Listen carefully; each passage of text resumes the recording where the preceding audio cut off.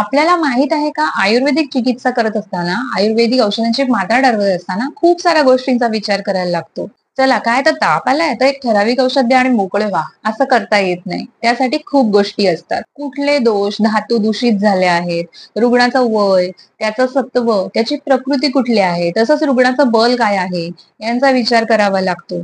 यासोबतच रोग कुठल्या ऋतूमध्ये झाला आहे, त्याच्यामध्ये कुठल्या दोषांचा चयापचय प्रकोप होत असतो, याचा सुद्धा विचार करावा लागतो.